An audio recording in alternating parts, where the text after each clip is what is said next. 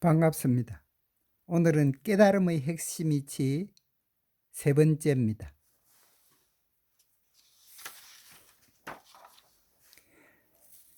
달마 3에서는 지금까지 배운 깨달음에서 불교의 핵심 이치인 정견을 바로 꿰뚫어 보기로 합시다. 왜냐하면 깨달음인 불성, 곧 텅 빈 것도 없는 텅 빈 것 속에 불법의 모든 이치가 숨어 있어야 마땅하기 때문입니다. 지금까지 깨달음인 불성은 진공묘유 불이로 되므로 진공과 묘유가 한 몸이었습니다. 그러므로 불성이 진공과 묘유가 한 몸이라는 조건에서 아주 중요한 불성의 기초이치 두 가지를 이끌어내어 보기로 합시다. 주의할 것은 묘유가 만유와 다르지 않다는 것입니다. 첫 번째 이치는 1번과 같이 불성은 진공과 묘유가 언제나 한 몸이므로 불성은 진공도 아니고 묘유도 아니라는 것입니다. 예를 들면 N극과 S극이 항상 한 덩어리므로 N극도 아니고 S극도 아닌 것이 자석이다 고 말하는 것과 같습니다. 이것을 불성의 본체라고 부르고 있습니다. 즉 불성의 본체에 이르는 방법은 이 세상 모든 것을 부정하는 것입니다. 다시 말하면 이 세상 모든 것이 아닌 것, 그것이 깨달음 혹은 불성의 본체라는 것입니다. 이와 같이 모든 것을 부정하면 결국 텅 빈 것도 없는 텅 빈 것에 이르게 되기 때문입니다. 두 번째 이치는 2번과 같이 불성은 진공과 묘유가 한 몸이므로 시절 인연 조건 따라 진공으로 보일 수도 있고 묘유로 보일 수도 있다는 것입니다. 이것을 불성의 지혜작용 혹은 불성의 수연성이라고 부르고 있습니다. 이 두 번째 이치에서 가장 중요한 것은 불성이 묘유나 진공으로 보이는 것이므로 묘유 혹은 진공으로 보이더라도 모두 불성이라는 것입니다.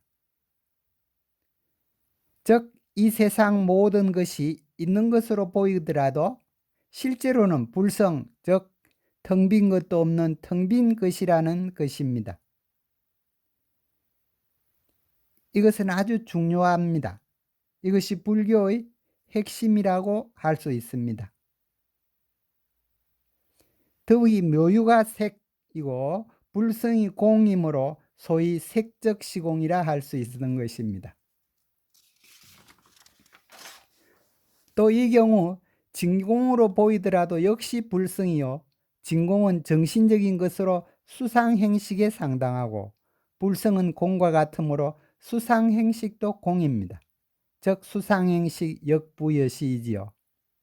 예로서 내 앞에 보이는 가족과 내 집, 이 세상 모든 것이 진짜입니까? 아닙니다. 가짜입니다. 본래 모습은 텅 빈 것도 없는 텅 빈 것인 불성일 뿐이기 때문입니다. 임재선사는 이 부분을 다음과 같이 쓰라고 있습니다. 즉, 그대가 만약 이 세상 모든 것이 텅 빈 것도 없는 텅 빈 것으로 생겨남도 사라짐도 없으나 오로지 마음이 요수를 부려 있는 것으로 보인다는 것을 밝게 깨달으면 모두 텅텅 비어 깨끗할 것이니 이것이 바로 깨달음이요 부처라고 쓰라고 있습니다. 이와 같이 시절 인연이나 나의 한 생각 조건 따라 텅 빈 것도 없는 텅 빈 것인 불성이 요수를 부려서 물질적인 색으로 나타날 수도 있고 정신적인 수상행식으로도 나타날 수 있는 것입니다. 일체유심조이지요. 이것을 모르면 깨달아도 깨달음을 활용할 수 없게 됩니다. 더욱이 모든 것이 나의 한 생각 따라 전개되므로 깨달은 일은 내가 창조주다, 내가 신이다고 주장하게 됩니다.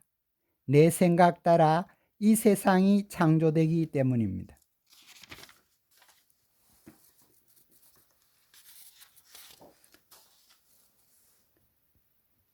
더욱이 불성의 본체는 1번처럼 일체를 부정하게 되므로 선종에서는 살인금이라고 부르고 있습니다.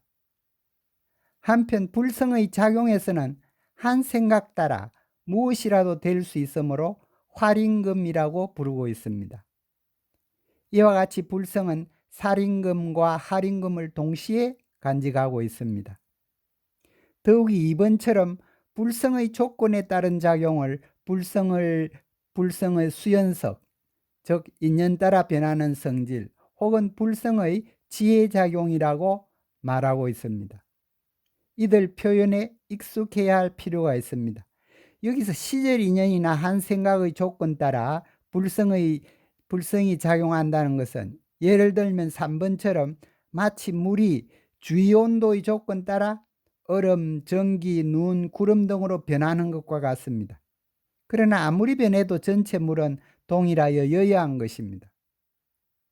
그러므로 불교에서는 변하는 모든 현상을 환영 같고 이슬 같고 번개 같다고 합니다. 다른 예로 한 생각 따라 천국으로 지옥으로 갈라지는 것도 같은 이치입니다. 이와 같이 불교는 한 생각의 종교요 일심의 종교라고 할 수 있습니다. 자, 우리는 이제 불성의 기초이치 두 가지를 알았으므로 여기서 불교의 핵심이요 임재선사가 공부인은 무엇보다도 먼저 정견을 구하는 것이 시급한 일이라고 하였으므로 여기서 그 정견을 알아보기로 합시다. 이 정견만 얻으면 바로 견성성불하고 할 수 있다고 하였기 때문입니다. 앞서 우리는 묘인 만유가 나타나더라도 불성이라고 하였습니다. 이와 같이 묘유가 본래 불성이라는 것은 만유가 불성이라는 뜻이므로 만유도 불성처럼 유무가 한 몸이라는 뜻입니다.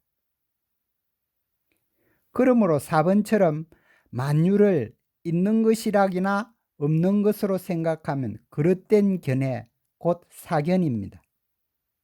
예를 들면 중생은 이 세상 만유를 있다고 생각하므로 사견, 즉 그릇된 견해 속에서 살아가는 것입니다. 그러므로 괴로움과 두려움에서 벗어날 수 없게 됩니다. 그러나 만일 만유가 유무가 한 몸으로 본래 무일물이라고 생각하면 바른 견해 곧 정견입니다.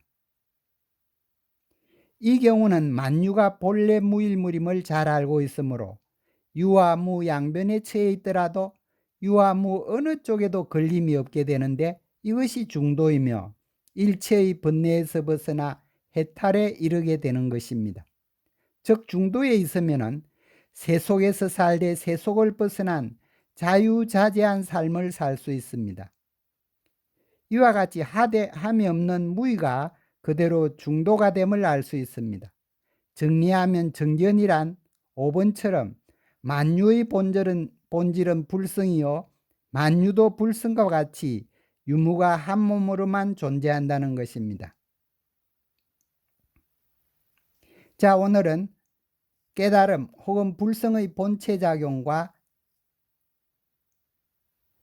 사견과 정견에 대해 공부하였습니다. 잠시 휴식하겠습니다.